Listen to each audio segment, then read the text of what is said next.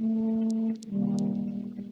the rain is nice, but see, I don't really like getting wet.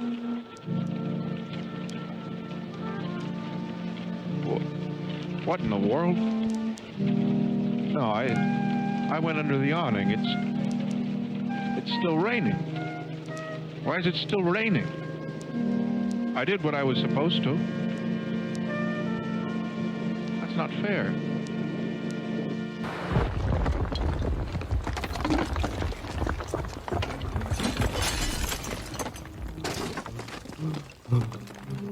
The swirling, noisy, tumbling sound of walls was falling down, mocking the determinations of the rise of blood, who were no Argentina's people, who trade their life for knowledge. Mounting my horse, far away from the castle, rose on the roadside, wilt as its owners. I could smell the flavor of death in it.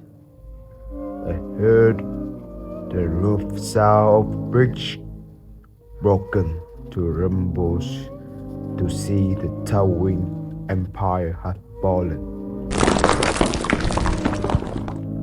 Licking the shining of the sun, marking the destination of the horrible experiment. Rorik left me a perturbation feeling, a misgiving time of his death. Rome was a business city, guys. We will never gaze in life.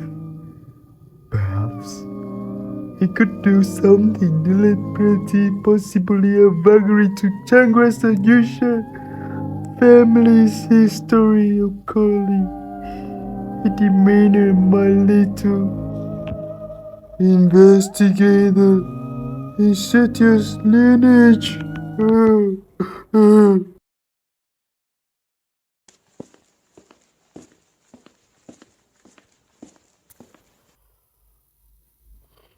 I returned it home to deal with the business once again. That was small gunsmith for local people, which I never determined to expand or grow. Yet, since the return of my business had great traction, surprisingly, my company grew up to a corporation of weapons, supplying stuff for the military that even went farther with the international trading. With non-approval for 2 years, I had become a noble who was wealthy and elegant in the high class of society.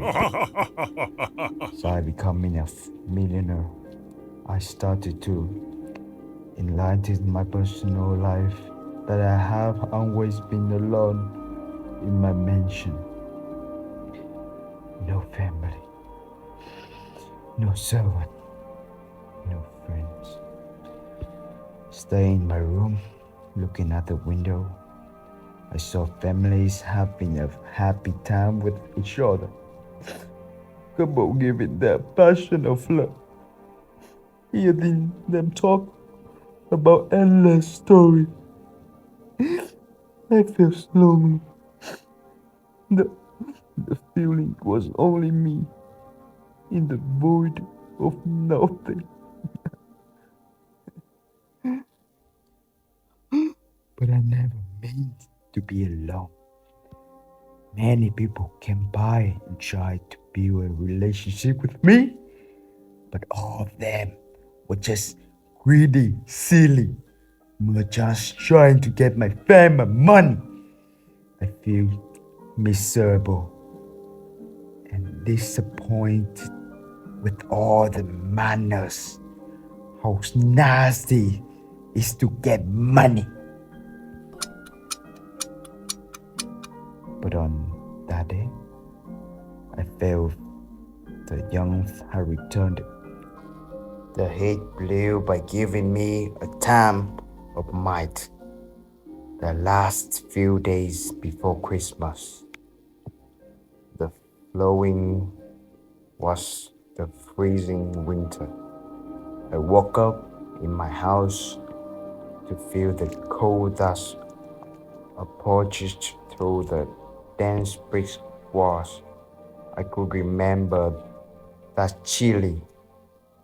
That's what knocked any wind that the cold went through my bone and skin to a deep inside. Oh my god. Oh freaking it's real. Rashly, I shut on the firewood, put on the leather coats to get warm. All the coaches went through it out to give me a comfortable time.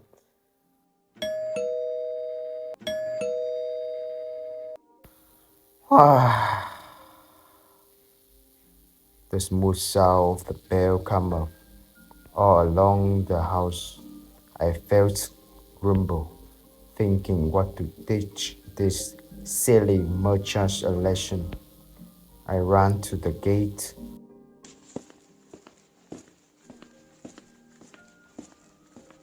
opened it, then to meet a homeless guy. His beard extended to chest. The silver hair was fluffy. He was tall but thin, like Shen pendulum stand clock. The rib that showed out his skin, some dirty beads shrouded his body. When I was confused by his appearance, the guy said loudly, Hey, you cannot imagine what I just said. it was bright. Some emotion can be talked about as happiness, sadness, and confusion. That's mixed with each other to make us realize that he was an old man, Roderick Usher. I heard him with my strong efforts that we haven't made for 100 years.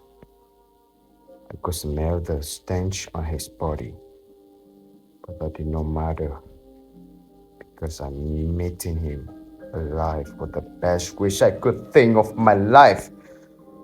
I led him to the firewood. We drank some tea and we tell the story of memories. After a long time reviewing with each other, Roderick started to tell me, "Since your return, you had brought the curse of the Usher family, the power that traded health for wealthy, the success that was impossible for a normal person to get. That's the reason why your business had grown up through the years after the Usher House event." To face that information, Roderick has spent years traveling around America, looking for the key reason why Usher family kept having the strange constitution of birth and death. Then, to know that the only key to stop the curse was that the owner of it had to move away from the cursed zone and never come back. That's why Roderick came here to bring me to the outer side of this zone. I believe in, although the theory sounded magical and unbelievable, but I always trust him as a brother, as a true friend that had helped me to get away from the destruction of the Usher house. Or rather, I had no person to rely on, even a single problem. We decided to head to the western of America, which was outside of the zone and also safety. I could leave all of my wealth than to live in nature. Our destination could be the Tongass Forest, where people describe it as peaceful, relaxing, and similar to a paradise place. Planning a journey there, we fell asleep without awareness. In the next morning, when the sun had not risen, in the morning mist with the cold, freezing condition, we packed up. I left my last letter to my lawyer, then left the house. On the street, every step reminded me about my youth, when I had an inexperienced guy who was trying to make a business, younger, a stubborn teenager who had dated several girls, then all led to my boring romanticism. Step by step, we go away from the restricted zone, then get closer to the dreaming forest in a new emotion. The emotion of interest and exciting to think of how enjoyment could be there. Days to days, we had eaten almost all of the food, taking hundreds of thousands of steps to get close to the forest. Then I realized there was a savanna that appeared as a border of it. We knew that in the savannah there were numerous predators. We could lose our life in a moment of off guard, but there was not any other choice. We entered the savannah with the highest watchful. A few days later, we nearly lost direction. Food was all eaten. The only last strength to hope that the forest was right in front of us. I just hoped to get an oasis on the savannah, to take a rest in the warm water under the rise of the sun, drink the sweet of the coconut for days, then take the last way of the journey. A long time passed again.